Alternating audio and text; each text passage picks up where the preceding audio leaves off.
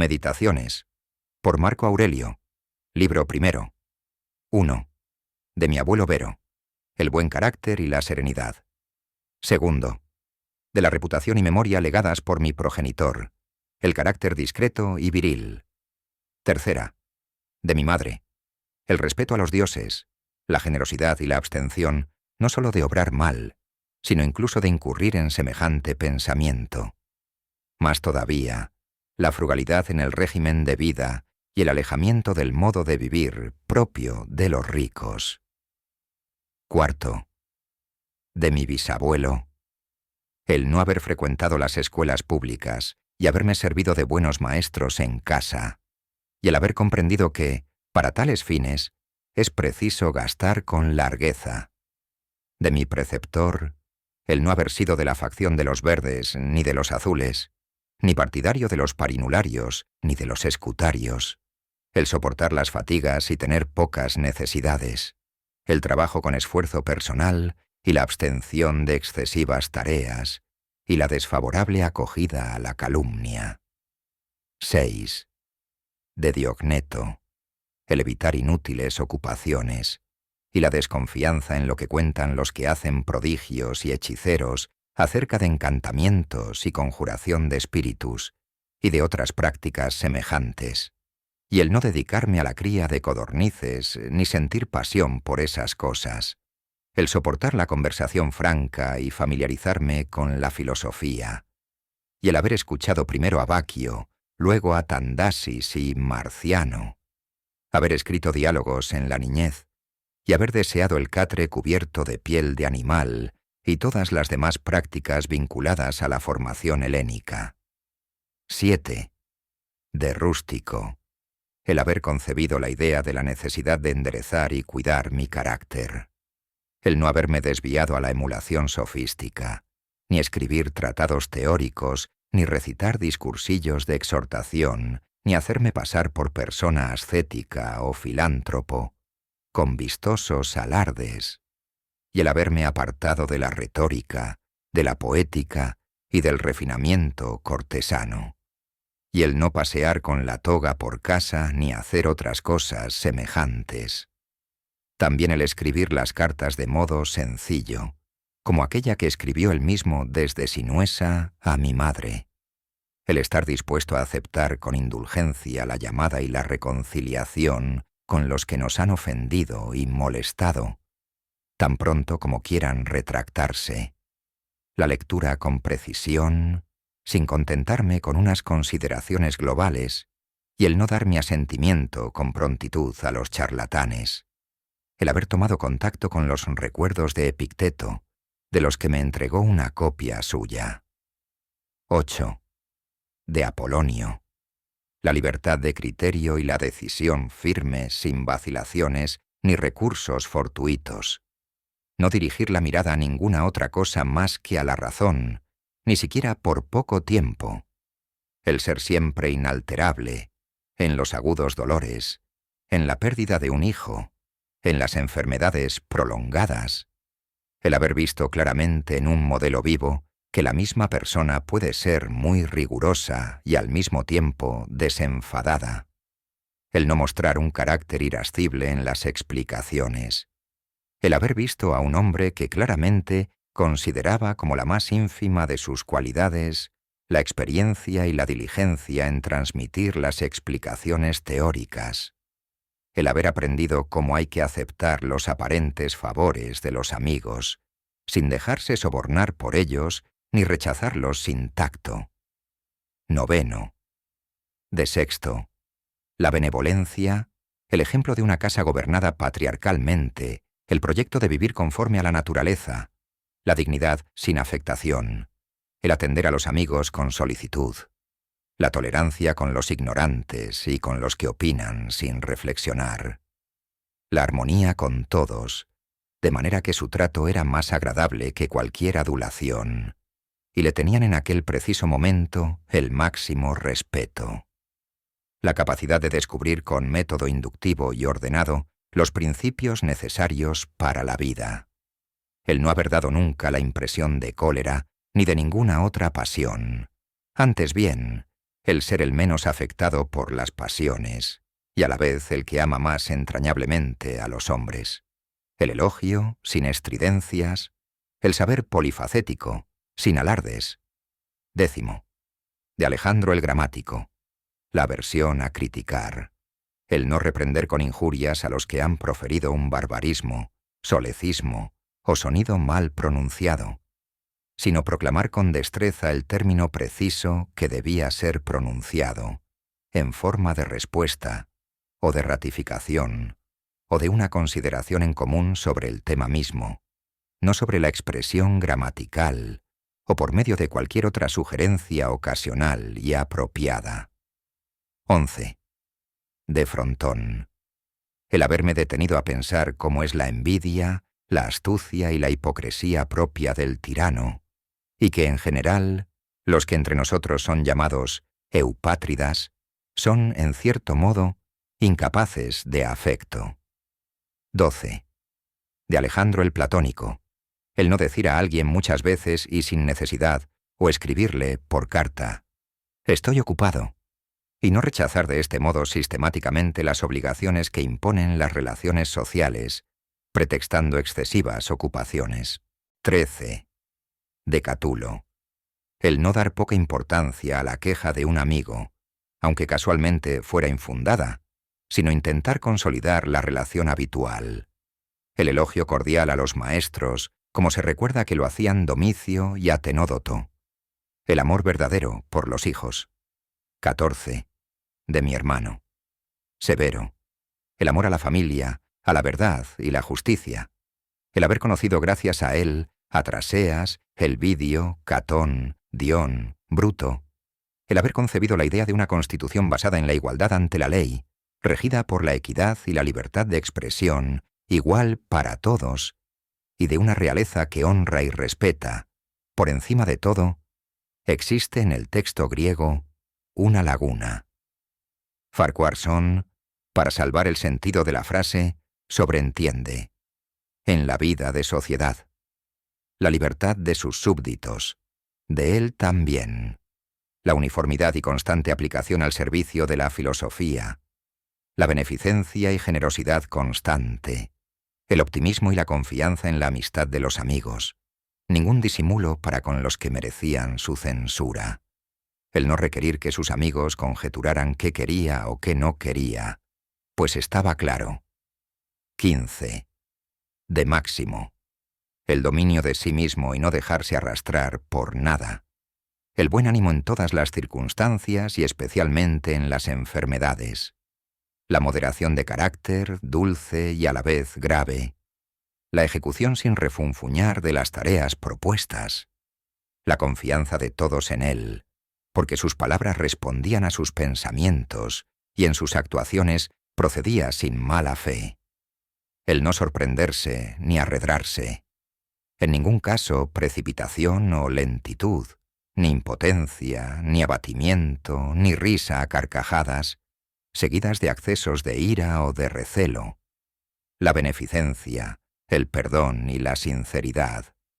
El dar la impresión de hombre recto e inflexible más bien que corregido. Que nadie se creyera menospreciado por él, ni sospechara que se consideraba superior a él. Su amabilidad en 16. De mi padre, la mansedumbre y la firmeza serena en las decisiones profundamente examinadas.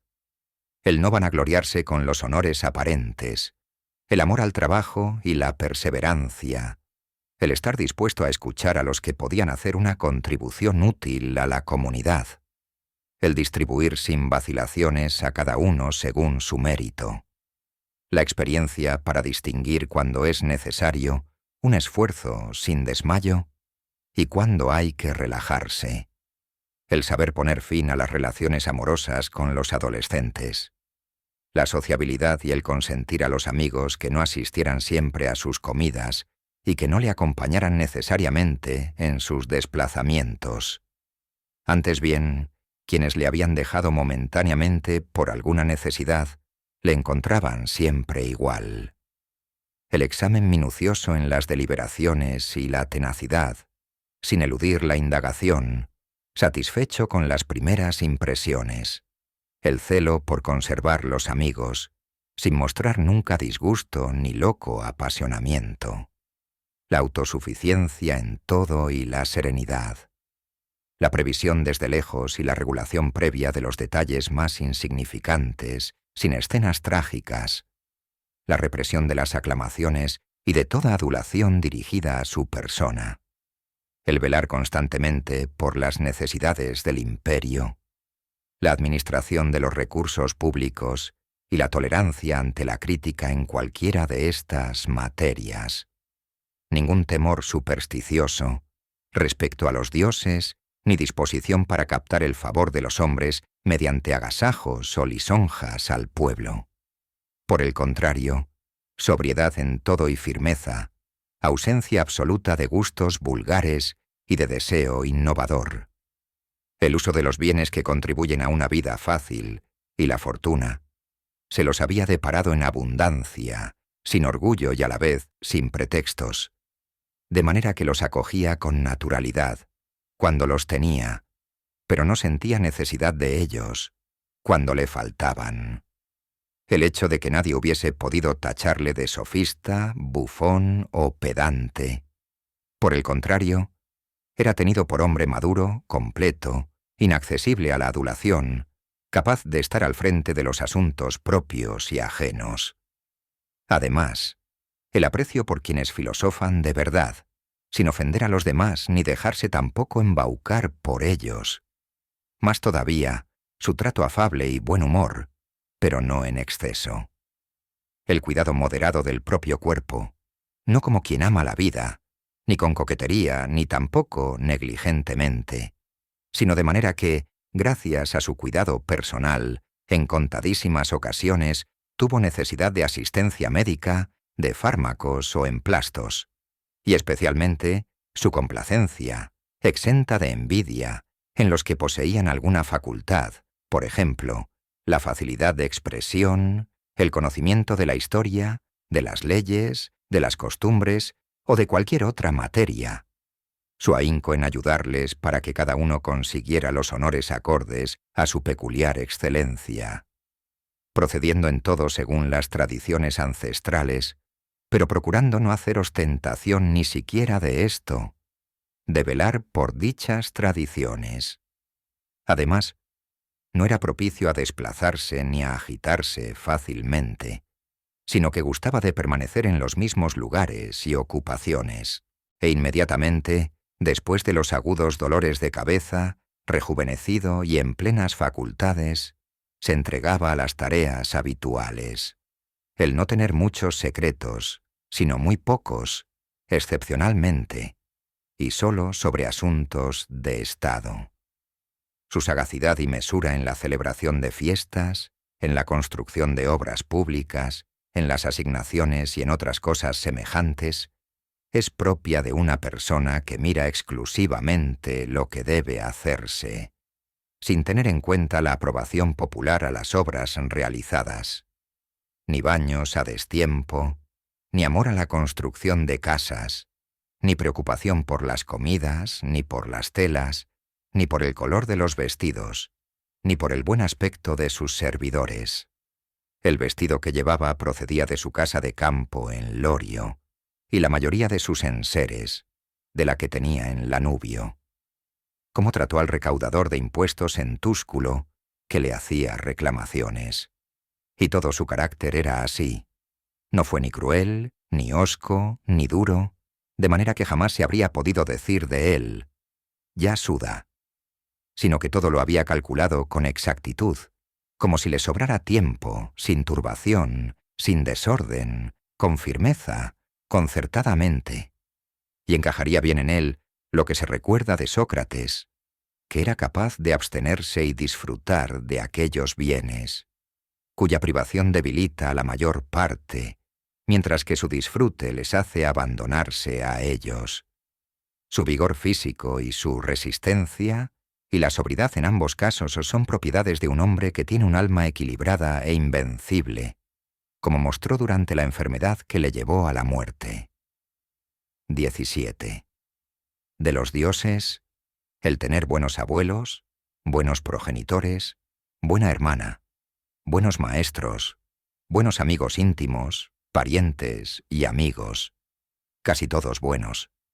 El no haberme dejado llevar fácilmente nunca a ofender a ninguno de ellos, a pesar de tener una disposición natural idónea para poder hacer algo semejante, si se hubiese presentado la ocasión. Es un favor divino que no se presentara ninguna combinación de circunstancias que me pusiera a prueba. El no haber sido educado largo tiempo junto a la concubina de mi abuelo, el haber conservado la flor de mi juventud y el no haber demostrado antes de tiempo mi virilidad, sino incluso haberlo demorado por algún tiempo, el haber estado sometido a las órdenes de un gobernante, mi padre, que debía arrancar de mí todo orgullo y llevarme a comprender que es posible vivir en palacio sin tener necesidad de guardia personal, de vestidos suntuosos, de candelabros, de estatuas y otras cosas semejantes, y de un lujo parecido, sino que es posible ceñirse a un régimen de vida muy próximo al de un simple particular, y no por ello ser más desgraciado o más negligente en el cumplimiento de los deberes que soberanamente nos exige la comunidad. El haberme tocado en suerte un hermano capaz, por su carácter, de incitarme al cuidado de mí mismo y que a la vez me alegraba por su respeto y afecto. El no haber tenido hijos subnormales o deformes. El no haber progresado demasiado en la retórica, en la poética y en las demás disciplinas, en las que tal vez me habría detenido, si hubiese percibido que progresaba a buen ritmo. El haberme anticipado a situar a mis educadores en el punto de dignidad que estimaba deseaban, sin demorarlo, con la esperanza de que, puesto que eran todavía jóvenes, lo pondría en práctica más tarde. El haber conocido a Apolonio, Rústico, Máximo, el haberme representado claramente y en muchas ocasiones qué es la vida acorde con la naturaleza, de manera que, en la medida que depende de los dioses, de sus comunicaciones, de sus socorros y de sus inspiraciones, nada impedía ya que viviera de acuerdo con la naturaleza. Y si continúo todavía lejos de este ideal, es culpa mía por no observar las sugerencias de los dioses y a duras penas sus enseñanzas. La resistencia de mi cuerpo durante largo tiempo en una vida de estas características. El no haber tocado ni a Benedicta ni a Teódoto, e incluso más tarde, víctima de pasiones amorosas, haber curado. El no haberme excedido nunca con Rústico, a pesar de las frecuentes disputas, de lo que me habría arrepentido. El hecho de que mi madre, que debía morir joven, viviera, sin embargo, conmigo sus últimos años. El hecho de que cuantas veces quise socorrer a un pobre o necesitado de otra cosa, jamás oí decir que no tenía dinero disponible. El no haber caído yo mismo en una necesidad semejante como para reclamar ayuda ajena. El tener una esposa de tales cualidades, tan obediente, tan cariñosa, tan sencilla. El haber conseguido fácilmente para mis hijos educadores adecuados. El haber recibido, a través de sueños, remedios, sobre todo para no escupir sangre y evitar los mareos, y lo de Gaeta, a modo de oráculo. El no haber caído, cuando me aficioné a la filosofía, en manos de un sofista, ni haberme entretenido en el análisis de autores o de silogismos, ni ocuparme a fondo de los fenómenos celestes. Todo esto requiere ayudas de los dioses y de la fortuna. Libro segundo. 1. Al despuntar la aurora, hazte estas consideraciones previas. Me encontraré con un indiscreto, un ingrato, un insolente, un mentiroso, un envidioso, un insociable. Todo eso les acontece por ignorancia de los bienes y de los males. Pero yo, que he observado que la naturaleza del bien es lo bello, y que la del mal es lo vergonzoso, y que la naturaleza del pecador mismo es pariente de la mía, porque participa, no de la misma sangre o de la misma semilla, sino de la inteligencia y de una porción de la divinidad, no puedo recibir daño de ninguno de ellos, pues ninguno me cubrirá de vergüenza, ni puedo enfadarme con mi pariente ni odiarle, pues hemos nacido para colaborar, al igual que los pies, las manos, los párpados, las hileras de dientes, superiores e inferiores.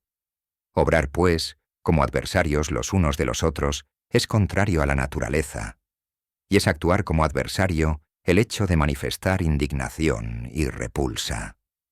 2. Esto es todo lo que soy, un poco de carne, un breve hálito vital y el guía interior. Deja los libros, no te dejes distraer más, no te está permitido, sino que, en la idea de que eres ya un moribundo, desprecia la carne, sangre y polvo, huesecillos, fino tejido de nervios, de diminutas venas y arterias. Mira también en qué consiste el hálito vital, viento, y no siempre el mismo, pues en todo momento se vomita y de nuevo se succiona. En tercer lugar, pues, te queda el guía interior. Reflexiona así. Eres viejo. No consientas por más tiempo que éste sea esclavo, ni que siga un zarandeado como marioneta por instintos egoístas, ni que se enoje todavía con el destino presente o recele del futuro.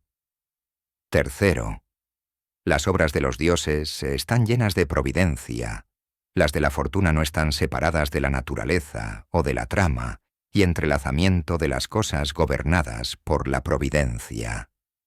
De allí fluye todo. Se añade lo necesario y lo conveniente para el conjunto del universo, del que formas parte.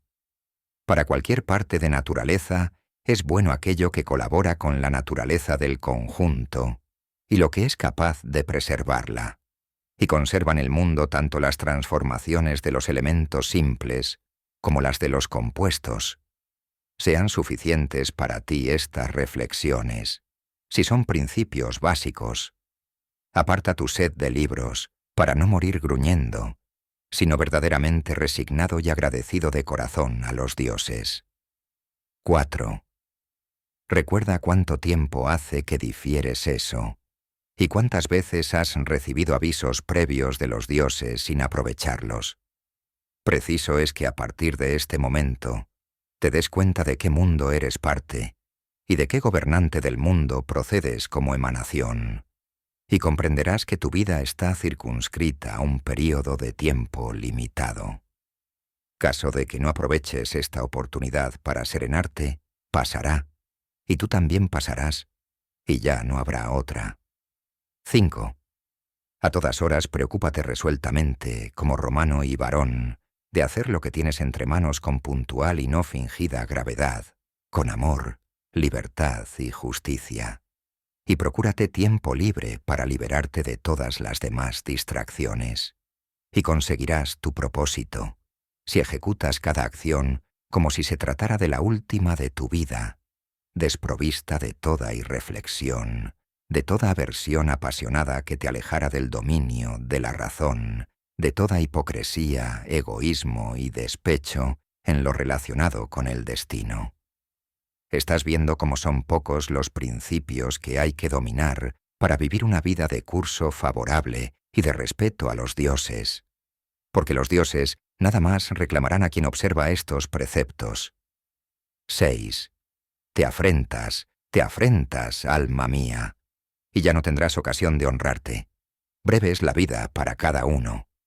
Tú, prácticamente, la has consumido sin respetar el alma que te pertenece, y sin embargo, haces depender tu buena fortuna del alma de otros. 7.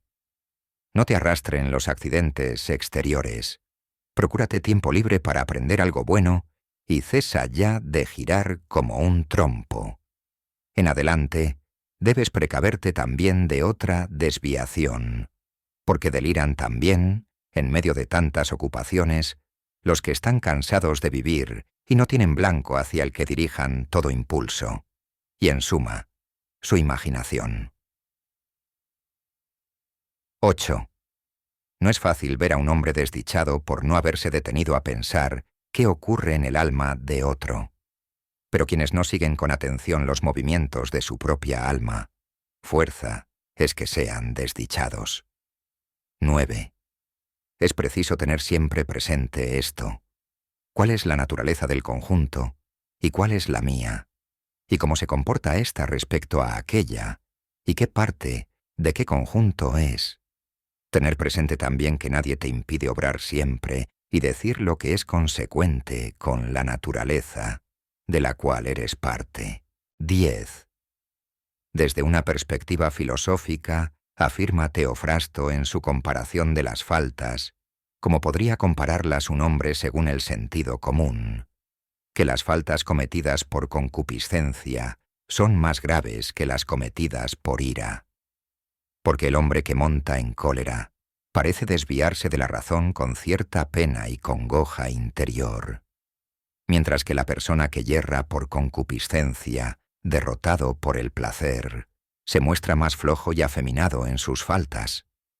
Con razón, pues, y de manera digna de un filósofo, dijo que el que peca con placer merece mayor reprobación que el que peca con dolor. En suma, el primero se parece más a un hombre que ha sido víctima de una injusticia previa y que se ha visto forzado a montar en cólera por dolor. El segundo se ha lanzado a la injusticia por sí mismo, movido a actuar por concupiscencia. 11.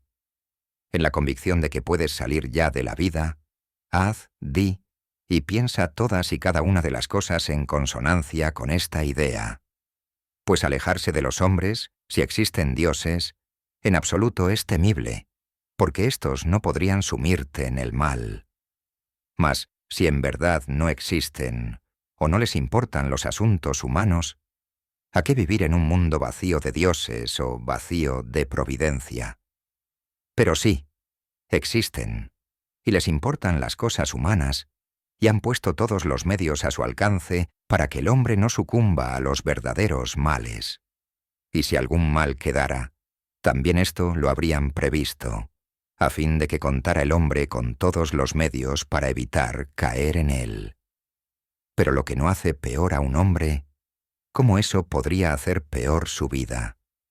Ni por ignorancia ni conscientemente, sino por ser incapaz de prevenir o corregir estos defectos, la naturaleza del conjunto lo habría consentido. Y tampoco por incapacidad o inhabilidad habría cometido un error de tales dimensiones, como para que les tocaran a los buenos y a los malos indistintamente, bienes y males, a partes iguales. Sin embargo, muerte y vida, gloria e infamia, dolor y placer, riqueza y penuria, todo eso acontece indistintamente al hombre bueno y al malo, pues no es ni bello ni feo, porque efectivamente no son bienes ni males. 12. Cómo en un instante desaparece todo, en el mundo, los cuerpos mismos, y en el tiempo, su memoria. Cómo es todo lo sensible, y especialmente lo que nos seduce por placer, o nos asusta por dolor, o lo que nos hace gritar por orgullo. Cómo todo es vil, despreciable, sucio, fácilmente destructible y cadáver. Eso debe considerar la facultad de la inteligencia. ¿Qué son esos cuyas opiniones y palabras procuran buena fama? ¿Qué es la muerte?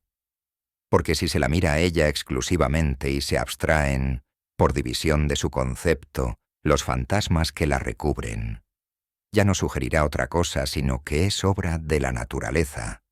Y si alguien teme la acción de la naturaleza, es un chiquillo. Pero no solo es la muerte acción de la naturaleza, sino también acción útil a la naturaleza. Cómo el hombre entra en contacto con Dios, y por qué parte de sí mismo, y en suma, cómo está dispuesta esa pequeña parte del hombre. 13. Nada más desventurado que el hombre que recorre en círculo todas las cosas y, que indaga, dice, las profundidades de la tierra, y que busca, mediante conjeturas, lo que ocurre en el alma del vecino, pero sin darse cuenta de que le basta estar junto a la única divinidad que reside en su interior y ser su sincero servidor. Y el culto que se le debe, consiste en preservarla pura de pasión, de irreflexión y de disgusto contra lo que procede de los dioses y de los hombres. Porque lo que procede de los dioses es respetable por su excelencia, pero lo que procede de los hombres nos es querido por nuestro parentesco, y a veces, incluso, en cierto modo, inspira compasión por su ignorancia de los bienes y de los males, ceguera no menor que la que nos priva de discernir lo blanco de lo negro. 14. Aunque debieras vivir 3000 años y otras tantas veces 10.000, no obstante recuerda que nadie pierde otra vida que la que vive, ni vive otra que la que pierde. En consecuencia, lo más largo y lo más corto confluyen en un mismo punto. El presente, en efecto, es igual para todos, lo que se pierde es también igual, y lo que se separa es, evidentemente, un simple instante. Luego ni el pasado ni el futuro se podría perder, porque lo que no se tiene, ¿cómo nos lo podría arrebatar alguien? Ten siempre presente, por tanto, esas dos cosas. Una, que todo, desde siempre, se presenta de forma igual y describe los mismos círculos, y nada importa que se contemple lo mismo durante 100 años, 200 o un tiempo indefinido. La otra, que el que ha vivido más tiempo y el que morirá más prematuramente sufren idéntica pérdida. Porque solo se nos puede privar del presente, puesto que éste solo posees, y lo que uno no posee, no lo puede perder. 15. Que todo es opinión. Evidente es lo que se dice referido al cínico mónimo. Evidente también la utilidad de lo que se dice, si se acepta lo sustancial del dicho, en la medida en que es oportuno. 16. El alma del hombre se afrenta, sobre todo cuando, en lo que de ella depende, se convierte en pústula y en algo parecido a una excrecencia del mundo. Porque enojarse con algún suceso de los que se presentan es una separación de la naturaleza, en cuya parcela se albergan las naturalezas de cada uno de los restantes seres. En segundo lugar, se afrenta también cuando siente aversión a cualquier persona o se comporta hostilmente con intención de dañarla, como es el caso de las naturalezas de los que montan en cólera. En tercer lugar, se afrenta cuando sucumbe al placer o al pesar. En cuarto lugar, cuando es hipócrita y hace o dice algo con ficción o contra la verdad. En quinto lugar, cuando se desentiende de una actividad o impulso que le es propio, sin perseguir ningún objetivo, sino que al azar e inconsecuentemente se aplica a cualquier tarea, siendo así que, incluso las más insignificantes actividades, deberían llevarse a cabo referidas a un fin, y el fin de los seres racionales es obedecer la razón y la ley de la ciudad y constitución más venerable. 17. El tiempo de la vida humana, un punto. Su sustancia, fluyente, su sensación, turbia, la composición del conjunto del cuerpo, fácilmente corruptible, su alma, una peonza, su fortuna, algo difícil de conjeturar, su fama, indescifrable. En pocas palabras, todo lo que pertenece al cuerpo, un río, sueño y vapor, lo que es propio del alma, la vida, guerra y estancia en tierra extraña, la fama póstuma, olvido. ¿Qué pues puede darnos compañía? Única y exclusivamente la filosofía. Y esta consiste en preservar el guía interior, exento de ultrajes y de daño, dueño de placeres y penas, sin hacer nada al azar, sin valerse de la mentira ni de la hipocresía, al margen de lo que otro haga o deje de hacer. Más aún, aceptando lo que acontece y se le asigna como procediendo de aquel lugar de donde él mismo ha venido. Y sobre todo, aguardando la muerte con pensamiento favorable, en la convicción de que ésta no es otra cosa que disolución de elementos de que está compuesto cada ser vivo. Y si para los mismos elementos nada temible hay en el hecho de que cada uno se transforme de continuo en otro, ¿por qué recelar de la transformación y disolución de todas las cosas? pues esto es conforme a la naturaleza, y nada es malo si es conforme a la naturaleza. Encarnunto. Libro tercero. 1. No solo esto debe tomarse en cuenta, que día a día se va gastando la vida y nos queda una parte menor de ella, sino que se debe reflexionar también que, si una persona prolonga su existencia, no está claro si su inteligencia será igualmente capaz en adelante para la comprensión de las cosas y de la teoría que tiende al conocimiento de las cosas divinas y humanas. Porque, en el caso de que dicha persona empiece a desvariar, la respiración, la nutrición, la imaginación, los instintos y todas las demás funciones semejantes no le faltarán, pero la facultad de disponer de sí mismo, de calibrar con exactitud el número de los deberes, de analizar las apariencias, de detenerse a reflexionar sobre si ya ha llegado el momento de abandonar esta vida y cuántas necesidades de características semejantes precisan un ejercicio exhaustivo de la razón, se extingue antes.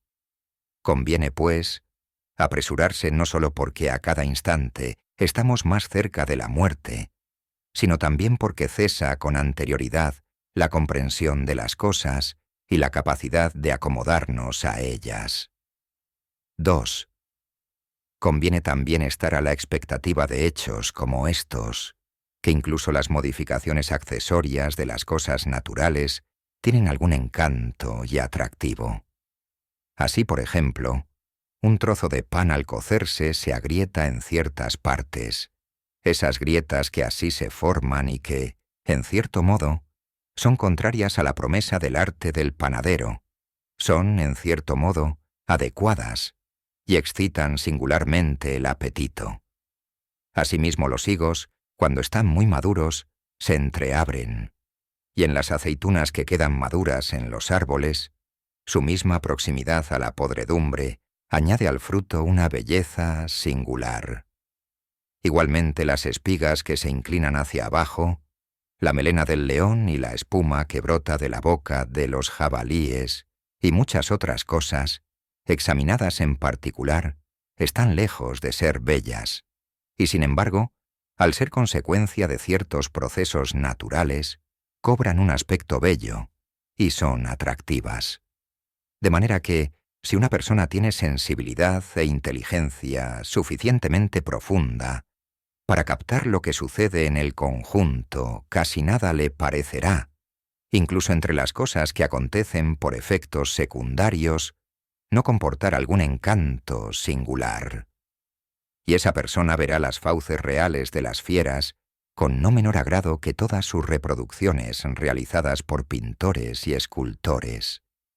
Incluso podrá ver con sus sagaces ojos cierta plenitud y madurez en la anciana y el anciano, y también en los niños, su amable encanto. Muchas cosas semejantes se encontrarán no al alcance de cualquiera, sino exclusivamente para el que de verdad esté familiarizado con la naturaleza y sus obras. 3. Hipócrates, después de haber curado muchas enfermedades, enfermó él también, y murió. Los caldeos predijeron la muerte de muchos, y también a ellos les alcanzó el destino. Alejandro, Pompeyo y Cayo César, después de haber arrasado hasta los cimientos tantas veces ciudades enteras y destrozado en orden de combate numerosas miríadas de jinetes e infantes, también ellos acabaron por perder la vida. Heráclito, después de haber hecho tantas investigaciones sobre la conflagración del mundo, aquejado de hidropesía y recubierto de estiércol, murió. A Demócrito, los gusanos también, pero distintos, acabaron con Sócrates. ¿Qué significa esto? Te embarcaste, surcaste mares, atracaste, desembarca. Si es para entrar en otra vida, tampoco allí está nada vacío de dioses. Pero si es para encontrarte en la insensibilidad, cesarás de soportar fatigas y placeres y de estar al servicio de una envoltura tanto más ruin, cuanto más superior es la parte subordinada. Esta es inteligencia y divinidad, aquella tierra y sangre mezclada con polvo. Cuarta, no consumas la parte de la vida que te resta en hacer conjeturas sobre otras personas, de no ser que tu objetivo apunte a un bien común, porque ciertamente te privas de otra tarea, a saber, al imaginar qué hace fulano y por qué, y qué piensa, y qué trama y tantas cosas semejantes que provocan tu aturdimiento, te apartas de la observación de tu guía interior. Conviene, por consiguiente, que en el encadenamiento de tus ideas evites admitir lo que es fruto del azar y superfluo, pero mucho más lo inútil y pernicioso. Debes también acostumbrarte a formarte únicamente aquellas ideas acerca de las cuales, si se te preguntara de súbito, ¿en qué piensas ahora?, con franqueza pudieras contestar al instante, en esto y en aquello, de manera que al instante se pusiera de manifiesto que todo en ti es sencillo, benévolo y propio de un ser sociable al que no importan placeres, o en una palabra, imágenes que procuran goces, un ser exento de toda codicia, envidia, recelo o cualquier otra pasión, de la que pudieras ruborizarte reconociendo que la posees en tu pensamiento. Porque el hombre de estas características, que ya no demora el situarse como entre los mejores, se convierte en sacerdote y servidor de los dioses, puesto al servicio también de la divinidad que se asienta en su interior, todo lo cual le inmuniza contra los placeres, le hace invulnerable a todo dolor, intocable respecto a todo exceso, insensible a toda maldad, atleta de la más excelsa lucha que se entabla para no ser abatido por ninguna pasión, impregnado a fondo de justicia, apegado con toda su alma a los acontecimientos y a todo lo que se le ha asignado, y raramente, a no ser por una gran necesidad y en vista al bien común, cavila lo que dice, hace o proyecta a otra persona.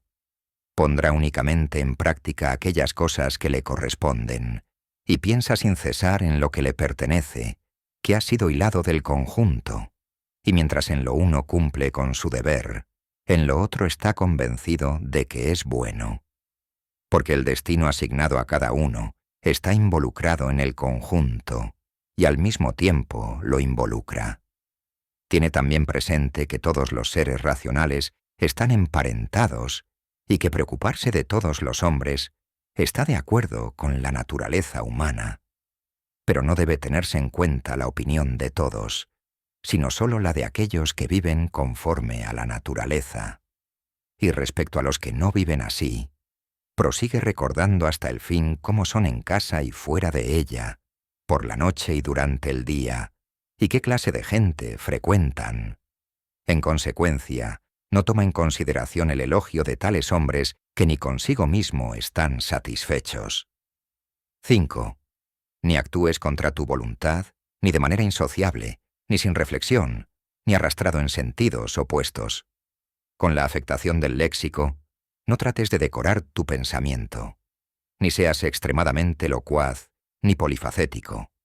Más aún, sea el Dios que en ti reside protector y guía de un hombre venerable, ciudadano, romano y jefe, que asimismo se ha asignado su puesto, cual sería un hombre que aguarda la llamada para dejar la vida, bien desprovisto de ataduras, sin tener necesidad de juramento ni tampoco de persona alguna en calidad de testigo. Habite en ti la serenidad, la ausencia de necesidad de ayuda externa y de la tranquilidad que procuran otros. Conviene, por consiguiente, mantenerse recto, no enderezado. 6. Si en el transcurso de la vida humana encuentras un bien superior a la justicia, a la verdad, a la moderación, a la valentía y, en suma, a tu inteligencia que se basta a sí misma, en aquellas cosas en las que te facilita actuar de acuerdo con la recta razón y de acuerdo con el destino en las cosas repartidas sin elección previa. Si percibes, digo, un bien de más valía que ese, vuélvete hacia él con toda el alma y disfruta del bien supremo que descubras. Pero si nada mejor aparece que la propia divinidad que en ti habita, que ha sometido a su dominio los instintos particulares, que vigila las ideas y que, como decía Sócrates, se ha desprendido de las pasiones sensuales, que se ha sometido a la autoridad de los dioses y que preferentemente se preocupa de los hombres. Si encuentras todo lo demás más pequeño y vil, no cedas terreno a ninguna otra cosa, porque una vez arrastrado e inclinado hacia ella, ya no serás capaz de estimar preferentemente y de continuo aquel bien que te es propio y te pertenece. Porque no es lícito oponer al bien de la razón y de la convivencia otro bien de distinto género, como por ejemplo, el elogio de la muchedumbre, cargos públicos, riqueza o disfrute de placeres. Todas esas cosas, aunque parezcan momentáneamente armonizar con nuestra naturaleza, de pronto se imponen y nos desvían. Por tanto, reitero, elige sencilla y libremente lo mejor y persevera en ello. Pero lo mejor es lo conveniente. Si lo es para ti, en tanto que ser racional, obsérvalo. Pero si lo es para la parte animal, manifiéstalo y conserva tu juicio sin orgullo. Trata solo de hacer tu examen de un modo seguro. 7. Nunca estimes como útil para ti lo que un día te forzará a transgredir el pacto, a renunciar al pudor, a odiar a alguien, a mostrarte receloso, a maldecir, a fingir, a desear algo que precisa paredes y cortinas. Porque la persona que prefiere, ante todo, su propia razón, su divinidad y los ritos del culto debido a la excelencia de ésta, no representa tragedias, no gime, no precisará soledad ni tampoco aglomeraciones de gente. Lo que es más importante, vivirá sin perseguir ni huir. Tanto si es mayor el intervalo de tiempo que va a vivir el cuerpo con el alma unido, como si es menor, no le importa en absoluto, porque aun en el caso de precisar desprenderse de él, se irá tan resueltamente como si fuera a emprender cualquier otra de las tareas que pueden ejecutarse con discreción y decoro, tratando de evitar en el curso de la vida entera solo eso, que su pensamiento se comporte de manera impropia de un ser dotado de inteligencia y sociable. 8. En el pensamiento del hombre que se ha disciplinado y purificado a fondo, nada purulento, ni manchado, ni mal cicatrizado, podrías encontrar. Y no arrebata el destino su vida incompleta, como se podría afirmar del actor que se retirara de escena antes de haber finalizado su papel y concluido la obra. Es más, nada esclavo hay en él, ninguna afectación, nada añadido ni disociado, nada sometido a rendición de cuentas, ni necesitado de escondrijo. 9. Venera la facultad intelectiva. En ella radica todo, para que no se halle jamás en tu guía interior una opinión inconsecuente con la naturaleza y con la disposición del ser racional. Esta, en efecto, garantiza la ausencia de precipitación, la familiaridad con los hombres y la conformidad con los dioses. 10. Desecha, pues, todo lo demás y conserva solo unos pocos preceptos. Y además, recuerda que cada uno vive exclusivamente el presente, el instante fugaz. Lo restante, o se ha vivido o es incierto. Insignificante es, por tanto, la vida de cada uno, e insignificante también el rinconcillo de la tierra donde vive. Pequeña es asimismo la fama póstuma, incluso la más prolongada, y ésta se da a través de una sucesión de hombrecillos que muy pronto morirán, que ni siquiera se conocen a sí mismos, ni tampoco al que murió tiempo ha. 11. A los consejos mencionados, añádase todavía uno: delimitar o describir siempre la imagen que sobreviene, de manera que se la pueda ver tal cual es en esencia, desnuda, totalmente entera a través de todos sus aspectos, y pueda designarse con su nombre preciso y con los nombres de aquellos elementos que la constituyeron y en los que se desintegrará. porque nada es tan capaz de engrandecer el ánimo como la posibilidad de comprobar con método y veracidad cada uno de los objetos que se presentan en la vida, y verlos siempre de tal modo que pueda entonces comprenderse en qué orden encaja, qué utilidad le proporciona este objeto, qué valor tiene con respecto a su conjunto, y cuál en relación al ciudadano de la ciudad más excelsa, de la que las demás ciudades son como casas. ¿Qué es? ¿Y de qué elementos está compuesto? ¿Y cuánto tiempo es natural que perdure este objeto que provoca ahora en mí esta imagen? ¿Y qué virtud preciso respecto a él? Por ejemplo, mansedumbre, coraje, sinceridad, fidelidad, sencillez, autosuficiencia, etc. Por esta razón debe decirse respecto a cada una: esto procede de Dios. Aquello se da según el encadenamiento de los hechos, según la trama compacta, según el encuentro casual y por azar. Esto procede de un ser de mi raza, de un pariente, de un colega que, no obstante, ignora lo que es para él acorde con la naturaleza. Pero yo no lo ignoro. Por esta razón me relaciono con él, de acuerdo con la ley natural propia de la comunidad, con benevolencia y justicia. Con todo, respecto a las cosas indiferentes, me decido conjeturando su valor. 12. Si ejecutas la tarea presente siguiendo la recta razón, diligentemente, con firmeza, con benevolencia y sin ninguna preocupación accesoria, antes bien, velas por la pureza de tu Dios, como si fuera ya preciso restituirlo, si agregas esta condición de no esperar ni tampoco evitar nada, sino que te conformas con la actividad presente conforme a la naturaleza y con la verdad heroica en todo lo que digas y comentes, vivirás feliz, y nadie será capaz de impedírtelo. 13. Del mismo modo que los médicos siempre tienen a mano los instrumentos de hierro para las curas de urgencia, así también, conserva tú a punto los principios fundamentales para conocer las cosas divinas y las humanas, y así llevarlo a cabo todo, incluso lo más insignificante, recordando la trabazón íntima y mutua de unas cosas con otras. Pues no llevarás a feliz término ninguna cosa humana sin relacionarla al mismo tiempo con las divinas, ni tampoco al revés.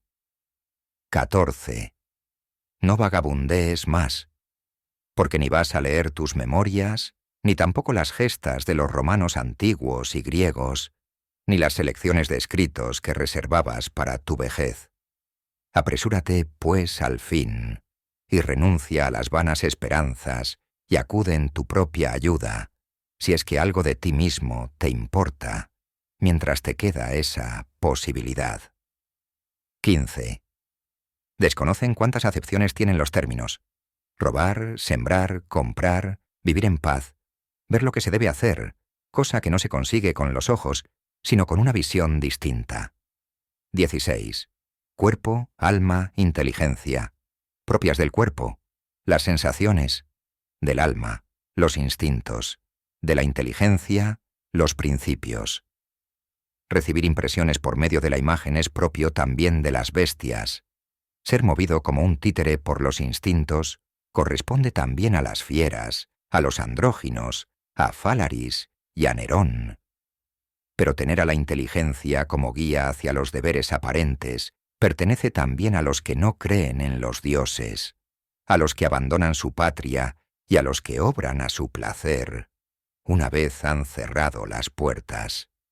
Por tanto, si lo restante es común a los seres mencionados, resta como peculiar del hombre excelente amar y abrazar lo que le sobreviene y se entrelaza con él, y el no confundir ni perturbar jamás al Dios que tiene la morada dentro de su pecho con una multitud de imágenes, antes bien, velar para conservarse propicio, sumiso, disciplinadamente al Dios, sin mencionar una palabra contraria a la verdad, sin hacer nada contrario a la justicia.